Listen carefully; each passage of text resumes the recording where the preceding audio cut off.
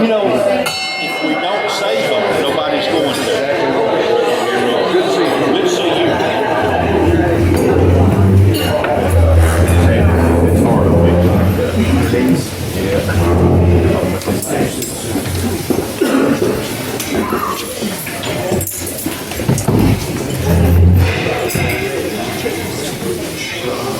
Good afternoon. Worked earlier. Okay, hold on. We got one thing working and another not. Nope.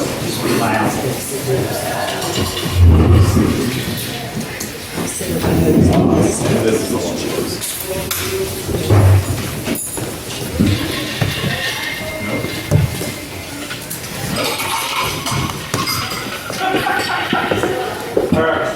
All right. Can everybody hear me okay? Yeah. Let's be extra loud. All right. Everything's working so smooth now that I've been away for a few weeks. I come back, I can't find the remote. Microphone isn't working. I told you I'm not hide it. Man, it's like let's play tricks on Snap today. And Carl's not here, and I was too busy looking for the remote to ask him to say a prayer, so I'll lead us in prayer today.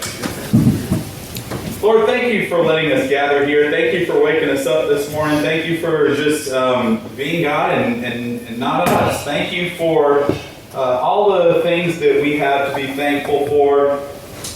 We're especially thankful for our friends in this room and that we're gathered here freely and able to work together, able to share a meal together, and able to do good in the community. Lord, we thank you for the gift of your Son this season as we get ready to celebrate. We thank you for all the family members that we get to spend time with, and we ask for prayers for the ones that aren't here with us anymore. God, we thank you for the talents of everybody in this room, that they're able to do good in this community, to spread the love in your name. We ask for prayers upon decisions made today and for our speakers, that we may hear their message and open our hearts to that. Lord, we just thank you for everything that we have. In your name we pray. Amen. Amen. You'll join me in the Pledge of Allegiance. I pledge allegiance to the flag of the United States of America and to the republic for which it stands, one nation, under God, indivisible, with liberty and justice for all. Tom. Well, it looks like it's a call to get over there, so I'm just going to do it from here. How that? No microphone needed. None whatsoever, because these guys are going to be the microphones. With this, we're trying to help us sing Jingle Bells. Dashing through the snow, and on horse open sleigh, o'er the fields we go, laughing all the way. Bells on bobtails ring, making spirits bright. What fun it is to ride and sing a sleighing song tonight. Oh, jingle bells, jingle bells, jingle all the way. Oh, what fun it is to ride on a horse open sleigh. Jingle bells, jingle bells, jingle all the way. Oh, what fun it is to ride on a horse open sleigh.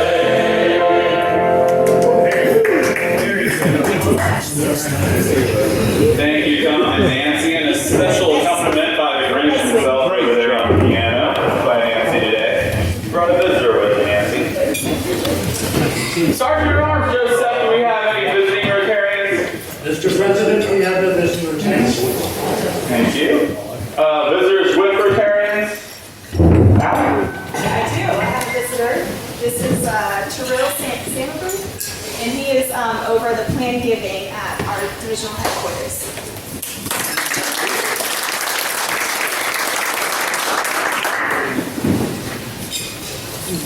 We have, if you weren't aware, Roger Bryan is back with us.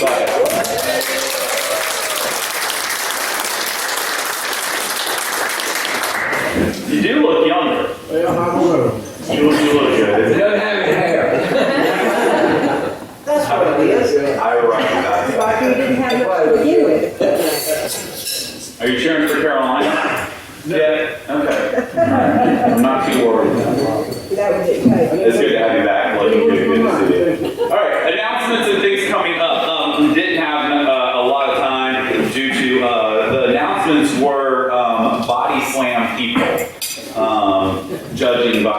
on the TV earlier, but that's not the theme for the holiday spirit. So I'll go with the actual announcements. Biggest one I'll say, we got that here, is the, come on. That's the one. Yeah, well, that one, but now it's stuck, of course. This is just the way it's going to go today. Now it's going past everything.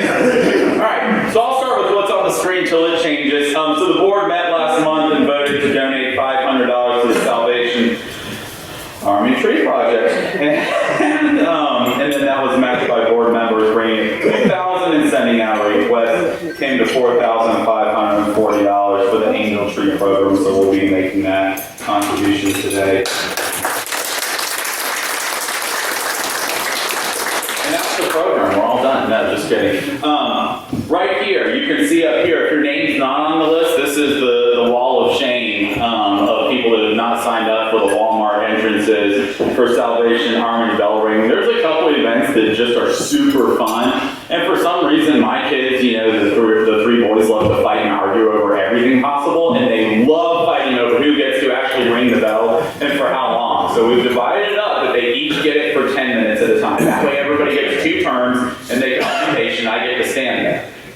So the gauntlet has been thrown down. The challenge is up there. We're going to be the grocery entrance. All right. So if you want to win, you sign up for the grocery entrance because kids always bring in more money. All right. Grocery entrance, front entrance, need people to sign up. The sign-up sheet is here. It's also listed up here as well. All right. They brought me 2 bells last year because they got finance bells. That's right. And your side won. You had a great kid with you. Grandkids, yeah, they got the finance bells. Does it every time. Does it every time. All right. No babies. You cannot have a carrier like there's somebody that has a baby out there. I invite you to join us for Advent Vespers on Tuesday, December 3rd, 10th, 17th at 6 p.m. at Paddle Works. And then I did want to make a note. Tommy, I think it's your slide, Joseph. That's the problem. That's what I get for putting something in after the fact. But blood drive this time of year, exceptionally important.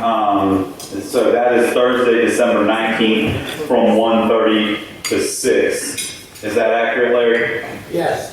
Perfect. We only have 13 people signed up too, so we need some help. Okay. If you're able to donate, again, I know holidays are always a time in need for that. Sweatshirts are here, correct? Yes. Sweatshirts are here. Wreaths are here. Those will be picked up after the meeting. So you can pick those up. All right. Coffee connections here at the Women's Club for the Chamber tomorrow at 8:30 to 9:30. So if you're a member of the Chamber, we'd love to have you come out and be a part of that, especially this will be the last one for 29. Keith went to an antique show or something, I guess, but this will be the last one for 2024. So if you're able to make it, we'd love to have you. Other announcements? I have one. David and Kim, can we thumb run this for? Okay. There's a card over here for Carrie Slate, and there's a card for Milton Riley, a Christmas card for Milton Riley. If anybody hasn't signed it, wants to sign it, they're over here, and I'll get it in the mail this week. Oops, sorry, David. A lot of you probably don't know Milton Riley, but Milton's not doing well. He's probably had Parkinson's for 17 years. Problem now is hydration. He just doesn't drink much. He's been to the emergency room a couple of times, and they thought this week he had a stroke. He didn't, but they struggled at home. So any thoughts and prayers for him would be good.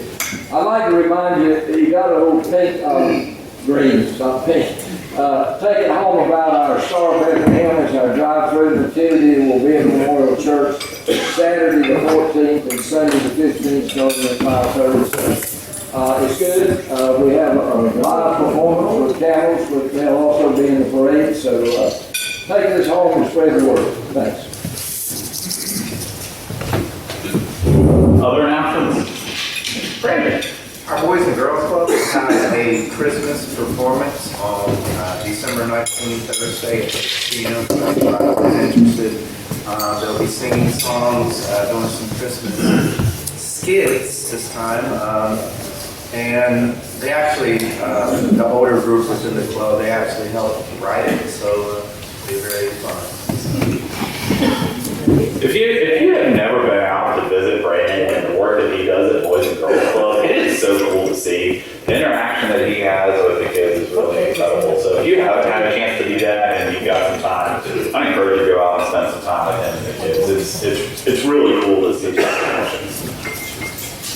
Other announcements? All right. Split the pot, Heather and or Candace. It was so big that Heather had to verify it once Candace was done collecting everything. The total is $831. Half today is $415.50. All right. The last three numbers are 156.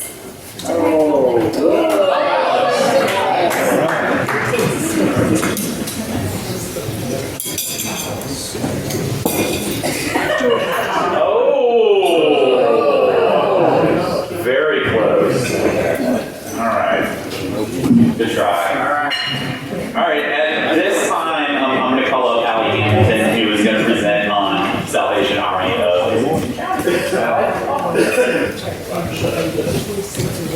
Thank you guys so much for all that you've done for us this Christmas season so far. As David mentioned, my name is Allie Hamilton, and I am the director and pastor of the Salvation Army of Davidson County.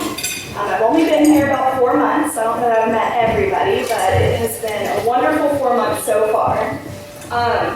Something that you might not know about my position is that I can get a phone call at any time telling me to pack up my bags and move to whatever community they want me to move to. And that's what happened about 4 months ago, and I moved to Lexington, North Carolina.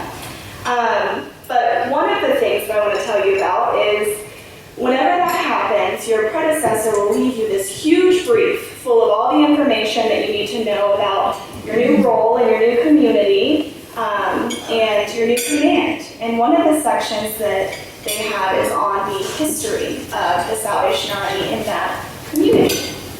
And whenever I got here and I was reading through that section, I found out something pretty interesting about the Salvation Army of Davidson County.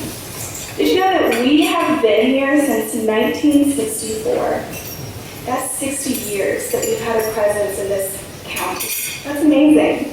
And the only reason that it's had such longevity is because of people like you who keep the mission going, our community, who sacrifice so much of themselves to ensure that we remain standing and keep our mission going.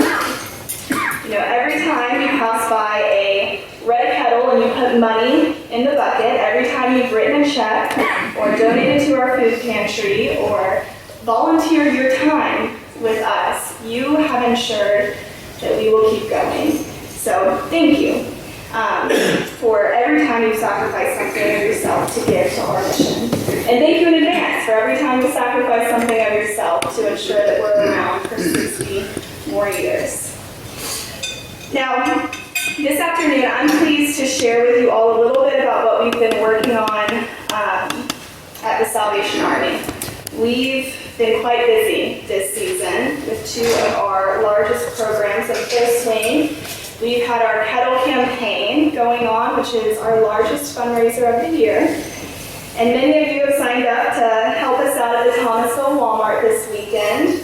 And I hope to share a little bit about the history of this program, the impact that it has in our community today, and some instruction on what to do whenever you get out to the Red Kettle on Friday and Saturday. But first, did you know that the Red Kettle campaign started in 1891 by a captain at the Oakland Ferry Landing in San Francisco? He wanted to raise money to provide Christmas dinner for the poor. And he was inspired. He had been a sailor previously in Liverpool, England, and that's where he saw people were donating money in a metal iron kettle called the Simpson's Pot to help the poor. And then a few years later, in 1895, this idea had spread throughout 30 locations on the West Coast. And then in 1897, the kettle campaign had spread to the eastern coast. And today, the Red Kettle Campaign, it is a Christmas tradition that raises millions of dollars each year to fund a range of services including food, shelter, clothes, toys, financial assistance, and case management. So you have a brochure at your table that lists all the ways that we utilize the funds to help our community here in Davidson County. But there's another way that I want to talk about. Another way that we use this Kettle Campaign program to benefit our community that often goes unnoticed. And many of you and others in our city, they help us by volunteering to ring the bell. But did you know that we also have a group of paid bell ringers that we send out every day to cover the locations that we don't have volunteers for?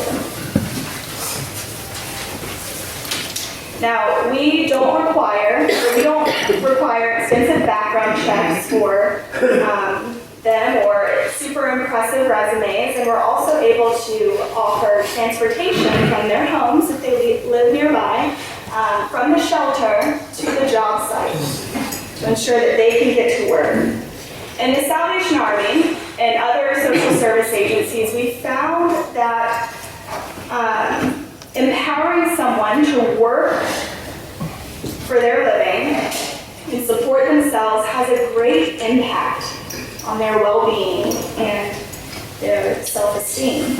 You know, we do, as you read through your brochure, you'll see that we have many social service programs where we're able to assist people with financial help to keep their lights on or keep them housed or keep their pantries full. And I believe that that is absolutely crucial to any community that you're in, that you have agencies like the Salvation Army that offer that. But I also believe that the opportunity for people to work and ring the bell to bring in some income this Christmas season is incredibly impactful as well. Well, before I move on and share a little bit about our Angel Tree program, many of you, I don't think my video is going to work. I know it did earlier. Wait, here it is. There it is. Let me pause it. Many of you will be ringing the bell for us, and maybe it's your first time this weekend that you'll be doing it. So I have a brief video that kind of will orient you on what to do whenever you show up to your location on Friday and Saturday.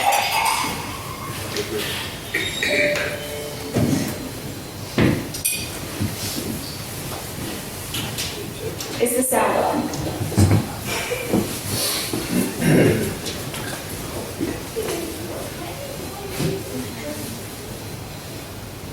There we go. Thank you.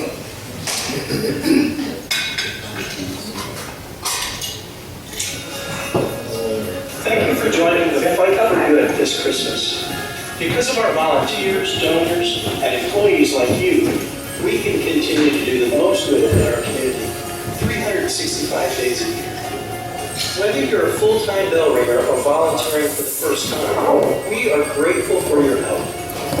Donations in the Red Kettle stay local, directly impacting the lives of our neighbors by helping them in their time of need. When you ring the bell, you help to provide food for a family, support for kids, emergency financial assistance, and much more. Here are a few things to remember while you ring the bell. 1. Dress for the weather. Rain, sunshine, or freezing temperatures, be prepared. We'll make sure you have an apron to complete your outfit. 2. Avoid blocking the kettle. Direct donors where to give instead of handling donations yourself. 3. Please don't sit down, eat, or smoke, and save your phone time for breaks. 4. Make sure the kettle and bell are always safe and secure. 5. Remember to smile. Spread Christmas cheer, and always say thank you. When you wear your Salvation Army apron and stand by the kettle, you are a change maker in your community. You're a part of a Christmas tradition. Who knows?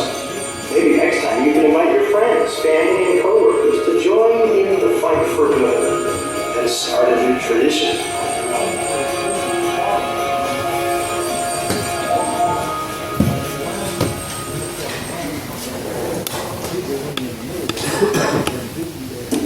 All right, before we move on to Angel Tree, does anybody have any questions about our kettle campaign?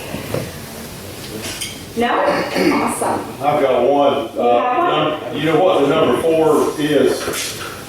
The number 4. The number 4 is the number 4.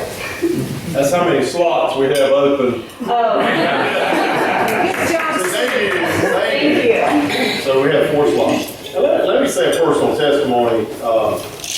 You know, as you get older, you get a little nostalgic about things. But I had joined Rotary, got in December, and I signed. One of the first things I did is sign up for the Salvation Army. And y'all remember this very well. We had the Belton store, and that's where we signed up back then and did it. And I didn't know this guy, but I signed up and stood out there with him because I was brand new in the Rotary, young Rotarian. It was John Honeycutt. And, you know, from that day ever since, John and I have just been great. Because we stood out there for an hour or so and Rangeville, got to know each other. And so it's just, you're not only doing something for somebody else, but you build relationships. And so I just share that. It's always had a special place. And Kim knows I'll knock down the door to ring because it means something to me in a lot of different ways. Well, thank you. Walmart's not as nostalgic as the old Belts was, but it still is. So I hope these 4 slots will get filled. I hope so too. Thank you for sharing that testimony. He has a very aggressive grandchild. Yeah. He chases people down with the bag. Whatever you have to do. Whatever you have to Produces do. results. That's right. Yes. All right. Well, if there are no other questions, we'll move on to our Angel Tree program, which is the other program that we have going on during this time of year. And I thank you so much to all of you guys who have donated to support our program, this specific program. Our Angel Tree program, it started back in 1979 in Lynchburg, Virginia. There were these 2 officers there, Majors Charles and Shirley White, and they walked into a Hallmark store. Does anybody remember those? Yeah. And they saw a card with 3 angels on it, and they were inspired. So they took the cards, and they wrote the names, the ages, the genders, the clothing sizes, and a Christmas wish on the back of it. And they hung up the angel tags in a local shopping mall on a Christmas tree and encouraged people to adopt these angels for Christmas and purchase items for them. And in that year, in 1979, just in that one location, that program helped over 700 underprivileged children. It quickly became popular in that community. People were donating bikes and toys and clothes, all the stuff to make sure that every kid had a good Christmas. Just like our Kettle campaign program, this initiative spread all across the country, and now in every community that you have a Salvation Army, you can find the Angel Tree program around this time of year. Now today, the Salvation Army of Davidson County has 963 children in our community that are signed up to receive Christmas gifts. How it works, in October, we directed many of our clients that we see throughout the year who have children under ages 14 and under, to sign up for this Angel Tree program. And they were screened for eligibility, and if they qualified, we accepted their location, and we asked the community to help us provide Christmas gifts for these children by adopting an angel.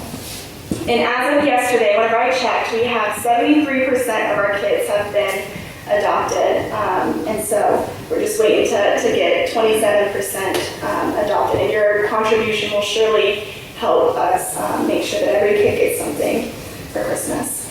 But I want to talk about how this program is so much deeper than just purchasing gifts for kids in our community that might otherwise not get them. I believe truly that this goes a lot deeper than just that. I think that we can all agree that humans are pretty complex, right? To Put it simply, we are shaped by our environments, we're shaped by the people that we associate with, and we're shaped by our circumstances as well. And the people who enter our doors on a daily basis, they usually, not always, but usually they fall under the poverty line. And they're seeking financial or food assistance. But even grouping them together in that category, we miss so much about who they are as people. Because there are so many different kinds of poverty that one can experience. There's immigrational poverty, there's situational poverty, and one of the most prominent and complex category that we see often is generational poverty. Now, it's not something that we fully understand because it's not simple, right? It's complex and there's no one-size-fits-all solution, which is why eradicating it is so difficult. And I'm not a social worker, but I am a minister for a social service agency. And so I would have to say that the best resource for understanding the people that we serve is found in the Bible. You know, Jesus talks about serving people living in poverty. He says that the poor will always be among us, so we know that on this side of heaven, it's not going to be something that we can solve. And he also tells us that one of the keys to making a real difference in someone's life is found in you and me, in being a community. You know, as a Rotarian, you understand the concept of service above self. And we see this concept all throughout Scripture. You know, Jesus talks about it in the story of the Good Samaritan and the parable of the great banquet, where he says, you know, invite people to feast with you that can never pay you back. One of my favorites is whenever he talks about serving the least of these, and he says that whenever you serve the least of these, you do it unto him. But lastly, he says in Mark 12, that the greatest commandment is to love the Lord your God with all your heart, your soul, your mind, and your strength.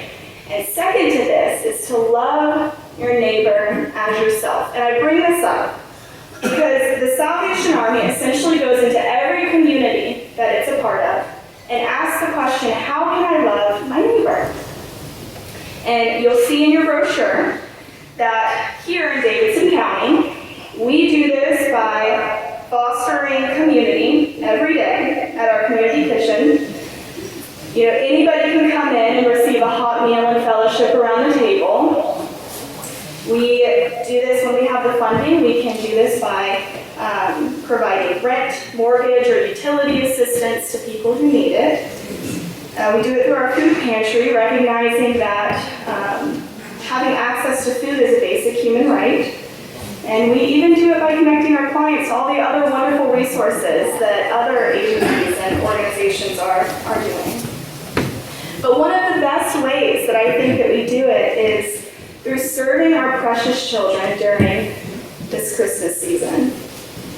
And you might think that when you get involved with this program, you're just gifting a kid a good Christmas. But I believe that you're doing something much, much deeper than that. You know, whether you realize it or not, we all have this innate need to fit in, right? We want to belong.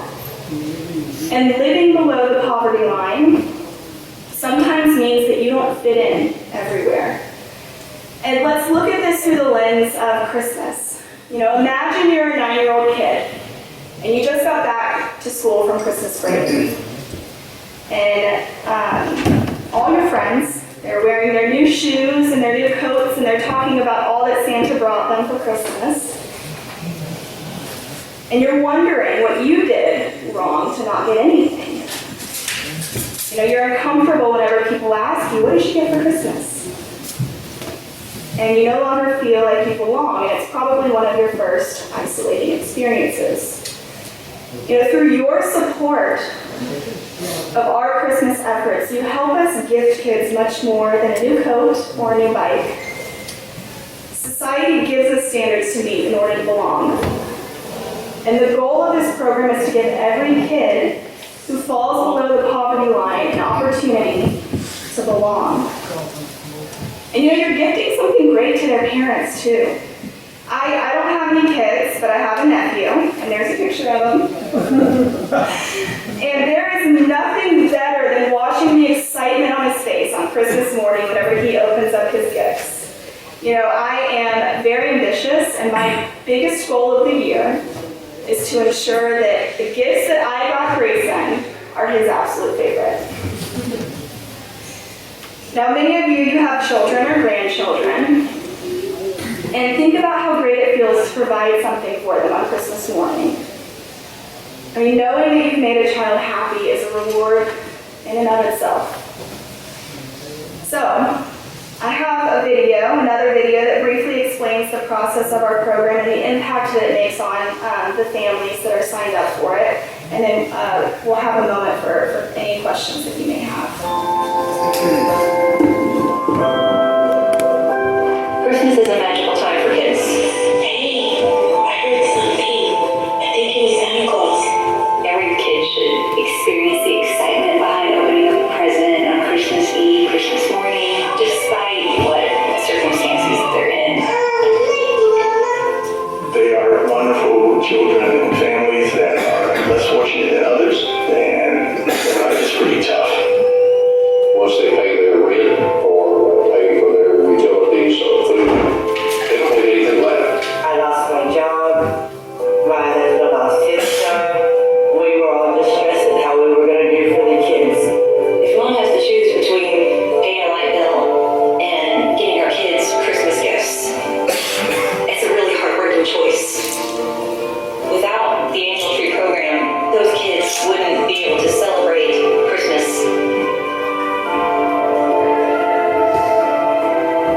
In 1979 in Lynchburg, Virginia, Captains Charlie and Shirley White developed this idea. We found the Hallmark Christmas card that had 3 little angels on it, and we determined that we could take the angel on the backside and place the name of the child, the age, the gender, size of clothing, shoes, and a Christmas wish. Then put the angels individually, hang them on a tree. So obviously the name of the tree had to be the Angel Tree. It's about connecting within the community with other people that are in need. They actually make it so simple. It's such a no-brainer to be able to help these children. We collect all of the needs and wishes of every child, and all of that's put in on a computer system. And then that information is printed onto an angel tag and is distributed, at which point someone comes by and chooses that angel and goes shopping and hopefully just has the best time of their life doing that. Because your angel will speak to you.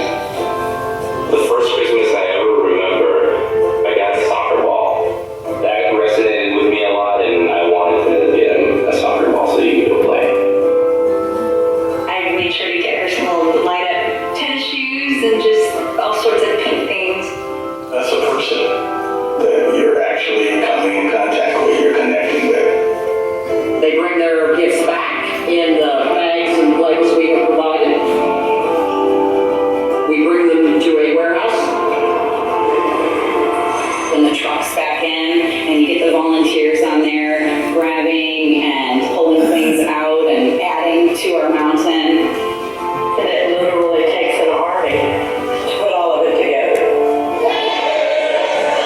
You do feel like you're working in Santa's toy shop back here. It's sorted, it's prepared, and then we just wait for the families to come.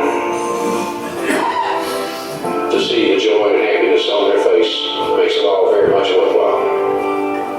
We have an opportunity to share the Christmas story, the true Christmas story, that day with the people who come in to pick up their gifts.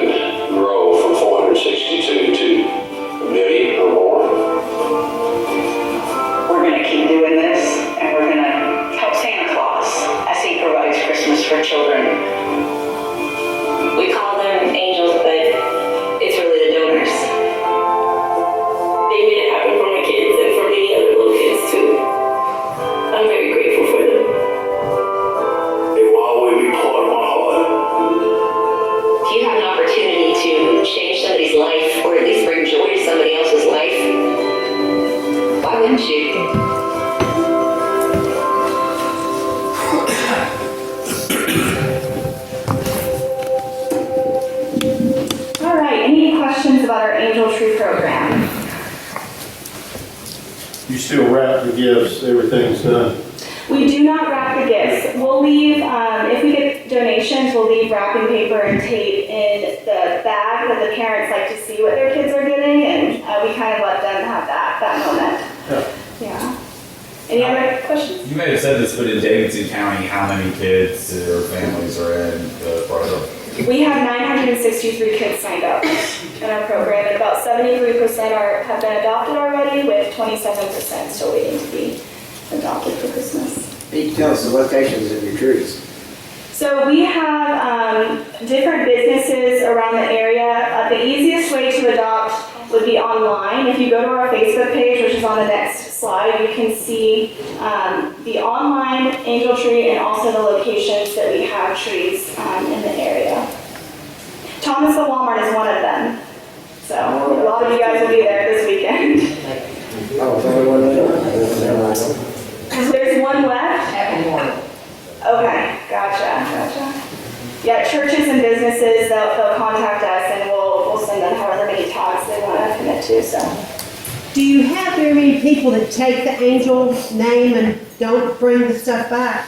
That does happen often, but whenever we, if you were to do it online, or I do have some Angel tags with me here today, if anybody's interested, we would take down your name and your contact information and enter it into the system so that we could send you a reminder to get the stuff back by a certain time. But yeah, naturally, things happen and people are unable to return their Angel tags. And so what we do with that is there are places like Tractor Supply is one of them that does a huge toy drive for us. And so we're able to supplement the bags that, maybe didn't get much or were adopted and never returned with that kind of stuff. How about shoppers? How many shoppers do you have? I don't have many shoppers. It's mainly just the staff that we have at the warehouse. So that's another way if you guys would like to volunteer. The funds that the Rotary raised for us, we're going to go shopping with to provide Christmas for kids. So if any of you guys want to volunteer that way, my contact information will be on the next slide. Any other questions? No? Well, if you'd like to partner with the Salvation Army of Davidson County in any way, please jot down, take a photo of my contact information, and let's connect. I appreciate your time, and I hope that you learned something new about our Red Petal campaign and our Angel Tree program.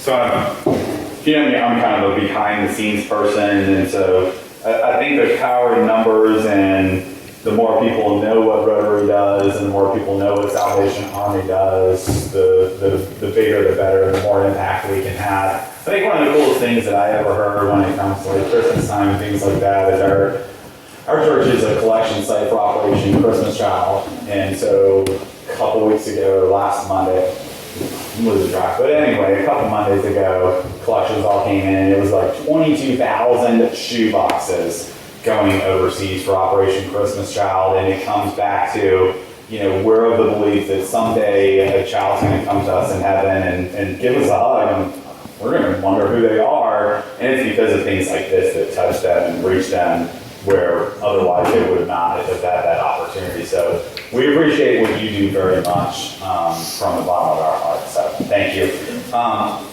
To that, I will say on behalf of the Thomasville Rotary Club, as mentioned earlier, the board did approve a donation to the Angel Tree Project, and then several other donors came forward to match that, and it just kept going and going. So at this time, I'm pleased on behalf of the Thomasville Rotary Club to present to Allie Hamilton, the Salvation Army of Davidson County, a check for $4,550.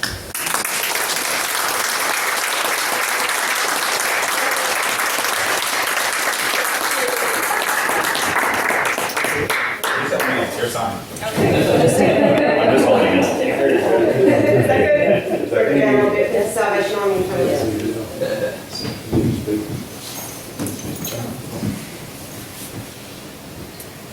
Thank you guys so much.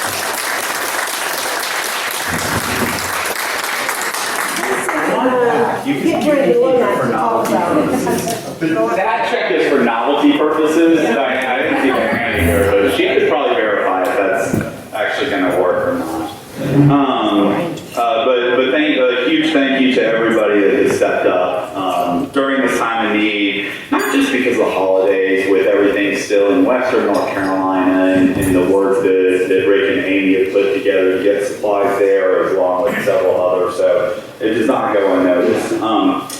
I will say, to this extent, just so you all are aware, I have not quit the club or anything like that. I've been busy with work obligations that have come up and some new leadership roles and stuff like that at the firm that has me traveling here and there a little bit more than I planned to.